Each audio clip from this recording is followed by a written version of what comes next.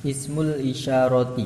Bermula ini adalah bab menjelaskan isim isyarah. Macam isim ma'rifat yang nomor 3 adalah isim isyarah. Yang pertama isim domir sudah selesai pembahasannya. Yang kedua adalah isim alam juga sudah selesai pembahasannya. Yang ketiga adalah isim isyarah. Biza limufrodin mudzakkarin asyir. Asyir, buatlah isim isyarah siapa kamu. Biza dengan lafaz za. Limufrodin untuk mufrod atau sesuatu yang tunggal. Mudzakkarin yang muzakkar. Muzakkar itu seorang laki-laki atau sesuatu yang dihukumi seperti laki-laki. Nah ini jadi kalau seandainya semisal kita menunjuk si Zaid ya, atau menunjuk sesuatu yang tunggal, yang satu, dan dia adalah muzakkar, maka kita cukup mengucapkan za, semisal gitu. Kalau di Indonesia isim isyarah itu terjemahnya bisa ini, kemudian itu, kemudian di sana, di sini. Itu nanti terjemah dari isim isyarah dalam bentuk bahasa Indonesia. Kalau dalam bahasa Arab ini variannya seandainya yang ditunjuk itu nanti bahasa nahwunya adalah musyar ilaih. Sesuatu yang ditunjuk berupa sesuatu yang satu mufrad dan muzakkar laki-laki, maka menggunakan isim isyarah berupa za. Bizi wazih tita alal uksak tasir. Iktasir, ringkaslah siapa kamu. Bizi dengan lafaz zi, wazih dan lafaz zi, ti dan lafaz ti, ta dan lafaz ta, alal unsa atas seorang perempuan. Kemudian kalau seandainya kita menunjuk pada perempuan satu, maka bisa menggunakan isim isyarah zi. Semisal zi qaimatun. Zi bermula perempuan ini, qaimatun adalah orang yang berdiri. Zi ya, memakai zi. Atau bisa juga memakai zih, sukun ya, zih, atau zihi panjang, atau zihi tidak panjang. Jadi yang nomor 2 itu bisa 3 ya bacanya. Bisa zih, haknya sukun. Bisa zihi, haknya pendek, harokat kasroh. Bisa zihi, haknya berharokat kasroh dan panjang.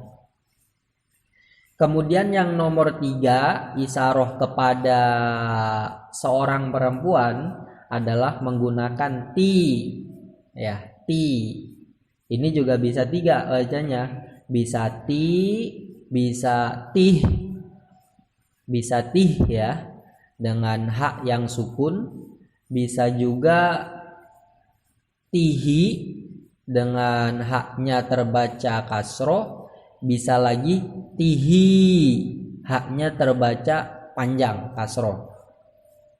Kemudian ta, kemudian kalau dalam kitab lain itu ada zatu. Zatu itu juga digunakan untuk isim isyarah menunjuk pada seorang perempuan tunggal.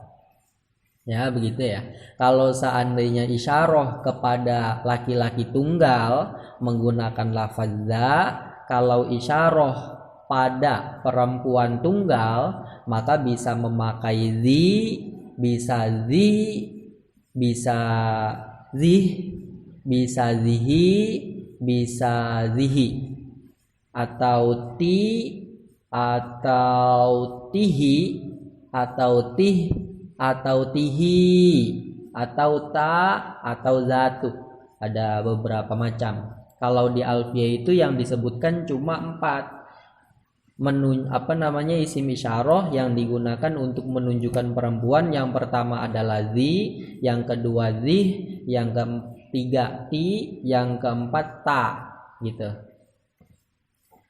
Kemudian wazani tani lil musannal murtafi'. Wazani bermula lafaz zani, tani dan lafaz tani itu lil musanna untuk menunjuk sesuatu yang dua. Al murtafi' yang terbaca rofa.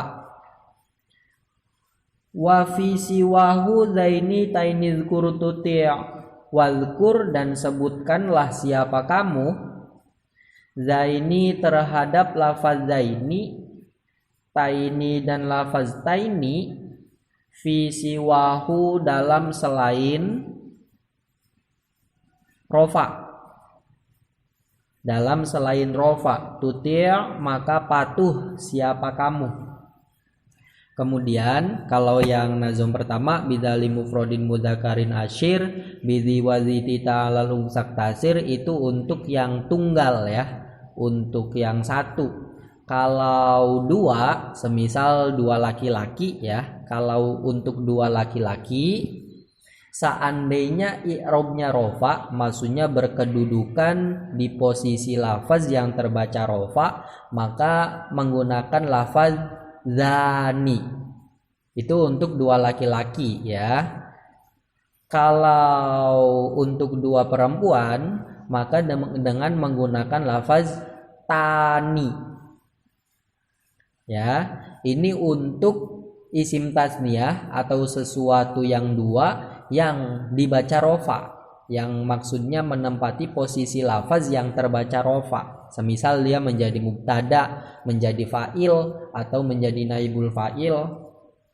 Kalau seandainya selain rofa, yakni nasob atau jer, berarti untuk dua laki-laki memakai zaini, untuk dua perempuan memakai taini. Semisal telah datang dua laki-laki ini, berarti kita ucapkan ja'a zani. Ja'a telah datang, siapa zani, dua laki-laki ini. Itu rofa dan laki-laki. Kalau perempuan berarti ja'at tani. Ja'at telah datang, siapa tani, dua orang perempuan ini. Gitu. Itu kalau rofa ya. Kalau seandainya nasob berarti ro'a itu zaini. Ro'a itu melihat siapa aku, zaini terhadap dua laki-laki ini. Atau ro'a itu taini. Ro'a itu melihat siapa aku, taini terhadap dua perempuan ini. Kalau jer, marortu bidaini. Marortu berjalan siapa aku, bidaini bertemu dengan dua laki-laki ini. Atau marortu bitaini. Marortu berjalan siapa aku, bitaini bertemu dengan dua perempuan ini.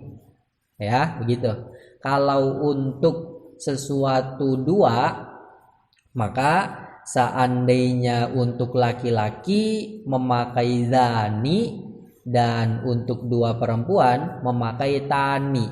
Ini kalau seandainya rofa ya, dibaca rofa. Kalau seandainya dibaca nasob atau jer, untuk laki-laki memakai zaini, untuk perempuan memakai taini. Kemudian wabiula asyir li jam'in mutlaqo. Wa asyir, dan buatlah isim isyarah siapa kamu, biula dengan lafaz ula, li jam'in untuk sesuatu yang banyak, mutlakon secara mutlak. Wal maddu bermula membaca panjang alif, itu aula lebih utama. Nah, kalau untuk satu sudah dijelaskan, untuk dua sudah dijelaskan, untuk lebih dari dua artinya jamak yang banyak ya, maka memakai ula. Untuk banyak memakai ula. Ini secara mutlak, baik nanti laki-laki ataupun perempuan, baik nanti i'rabnya rofa ataupun nasab atau jer. Pokoknya ketika sesuatu yang banyak kemudian dibuatkan isim isyarah, maka isim isyarahnya adalah ula. Dan ula ini bisa juga kita baca panjang alifnya. Maksudnya dibaca mad wajib mutasil alifnya, sehingga kita tambahkan hamzah setelah alif. Jadi bacanya ulai. Ulai gitu. Wawunya nanti di sini tidak tidak dibaca seperti dalam Al-Qur'an itu ulaika dan seterusnya. Nah, kemudian wal madu aula itu maksudnya terbaca panjangnya alif dengan bacaan mad wajib muttasil itu lebih utama dibandingkan dibaca mad tabi'i. Jadi ketika kita baca ulai ya dengan hamzah setelah alif itu lebih utama dibandingkan kita baca ula gitu. Tapi kalau tulisan itu harus ada wawunya ya.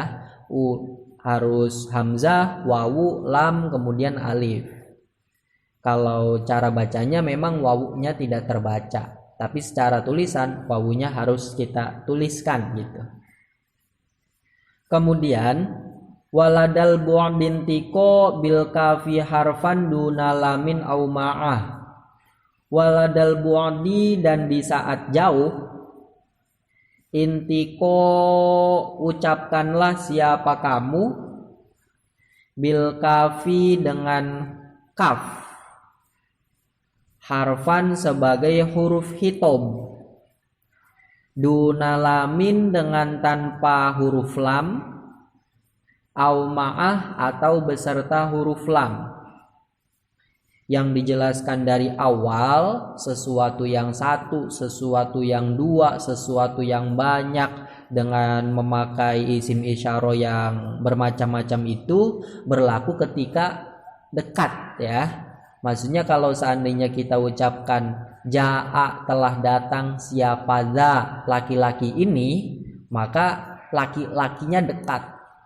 Seandainya laki-lakinya jauh, maka kita perlu menambahkan kaf sebagai huruf khitab.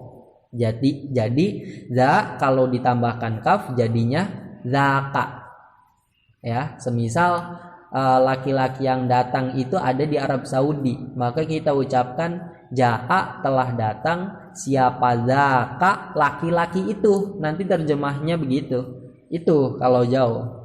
Kalau dekat, telah datang laki-laki ini. Bahasa Arabnya ja'a za tanpa ditambah kaf. Kalau untuk laki-laki satu yang jauh, tinggal tambahkan kaf. Zaka. Gitu. Kemudian kalau sudah ditambahkan kaf, za sudah ditambahkan kaf jadinya zaka, kita bebas menambahkan lam atau tidak. Bisa kita ucapkan zaka tanpa lam, bisa juga kita ucapkan zalika dengan menambahkan lam di antara za dengan ka yang sebagai huruf hitom menjadi zalika. Nah, ini zalika dan zaka untuk isyarah terhadap sesuatu yang satu, yang laki-laki, yang jauh ya. Kalau seandainya za ini untuk sesuatu yang satu, yang laki-laki, yang dekat. Begitu. Teorinya kalau seandainya yang bidali mufrodin sampai wabiula asyli jamin mutlaq wal madu aula itu sebagai isim isyarah untuk sesuatu yang dekat. Kalau seandainya untuk isyarah sesuatu yang jauh, maka kita tambahkan kaf. Nanti kalau sudah kita tambahkan kaf setelah isim isyarah itu bisa kita tambahkan lam atau tanpa tambahan lam. Gitu ya. Kemudian walamu in qaddamtaha mumtani'ah, walamu bermula huruf lam, in qaddamta jika mendahulukan siapa kamu, ha terhadap hak tanbih itu mumtani'ah sesuatu yang tercegah. Nah, bisa juga gini ya, za itu untuk yang dekat, zaka dan zalika untuk yang jauh. Bisa juga yang dekat atau yang jauh kita tambahkan hak tanbih sebelum isim isyarah, sehingga za menjadi haza, zaka menjadi hazaka. Gitu, bisa kita tambahkan hak tanbih baik untuk yang dekat ataupun yang jauh.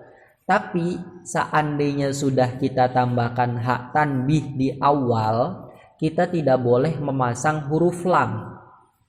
Sehingga ketika contoh za kita tambahkan hak tanbih jadinya haza, ini boleh. Kalau seandainya zaka kita tambahkan hak jadinya hazaka, ini juga boleh. Tapi seandainya zalika kita tambahkan hak tanbih di awal, maka lamnya harus kita buang, sehingga jadinya tetap hazaka. Kalau seandainya kita ucapkan hazalika, ini tidak diperbolehkan, gitu ya. Ketika maksud dari walamu iqodam tahamum tani'ah, ketika kita mendahulukan hak tanbih di depan isim isyarah, maka kita tidak boleh memasang huruf lam di antara isim isyarah dengan kaf khitab gitu. Wa bihuna au hahuna asyir ila danil makani. Wa asyir dan buatlah isim isyarah siapa kamu, bihuna dengan lafaz huna, artinya di sini. Au hahuna atau lafaz hahuna, sama artinya di sini. Inal ila danil makani untuk tempat yang dekat. Nah, kalau yang tadi di awal dijelaskan itu tentang perkara ya, tentang sesuatu. Kita membuat isim isyarah untuk menunjukkan sesuatu, baik yang dekat atau yang jauh. Tapi kalau dua bait terakhir ini, ketika kita membuat isim isyarah untuk menunjuk tempat ya, untuk menunjuk tempat. Kalau seandainya tempatnya dekat, semisal kita berada di Jakarta, kemudian kita membuat isim isyarah untuk menunjuk kota Tangerang semisal, maka karena dekat kita menggunakan huna atau hahuna gitu. Gitu ya. Kalau untuk isyarah terhadap tempat yang dekat memakai huna atau memakai hahuna. Kalau hahuna itu ya sebenarnya perwujudan dari huna hanya ditambahkan hak tanbih di awalnya saja. Huna ditambahkan hak tanbih di awal jadinya hahuna. Dua-duanya ini menunjukkan sesuatu yang dekat atau tempat yang dekat. Wabihil kafasila fil bu'di au bisamafu au hanna. Wasila dan sambunglah siapa kamu bihi dengan huna atau hahuna, al-kafa terhadap kaf, fil bu'di pada tempat yang jauh. Nah, kemudian kalau seandainya kita pengen membuat isim isyarah untuk menunjuk tempat yang jauh, semisal kita ada di Jakarta, kemudian kita membuat isim isyarah untuk menunjuk Arab Saudi, kan tempat yang jauh, maka kita tambahkan kaf setelah isim isyarah huna atau hahuna, sehingga kita ucapkan hunaka atau hahunaka gitu, atau hunalika gitu. Tidak bisa hahunalika, tidak bisa, sebab kalau seandainya kita dahulukan hak tanbih di awal, kita tidak boleh memasang huruf lam. Teori yang sebelumnya kan begitu. Au bisa mafuh, aufuh atau ucapkanlah siapa kamu bisama dengan lafaz sama, au hanna atau lafaz hanna, au bihunalikan tikon au hinna awintikon atau sungguh ucapkanlah siapa kamu, bihunalika dengan lafaz hunalika, au hinna atau lafaz hinna. Maknanya semuanya sama ya, dari mulai sama, hanna dan seterusnya. Untuk isim isyarah yang menunjukkan tempat jauh itu ya di sana. Kalau isim isyarah yang menunjuk tempat yang dekat, maknanya berarti di sini.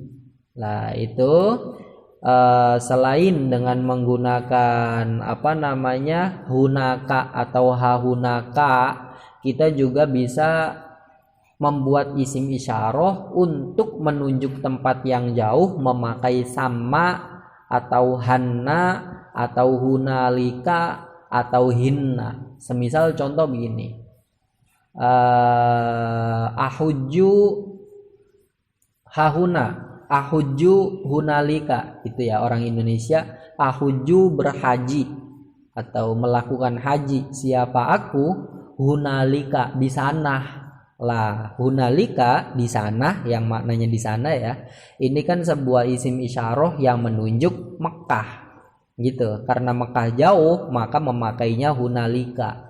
Tapi seandainya tempat yang ditunjuk dekat, maka kita pakai huna atau hahuna. Semisal kita sekolah di sekolah yang dekat dengan rumah kita, maka kita ngomongnya ata'allamu huna, ata'allamu belajar. Siapa aku, huna di sini. Lah huna yang maknanya di sini adalah isim isyarah yang menunjuk pada tempat yang dekat. Itu.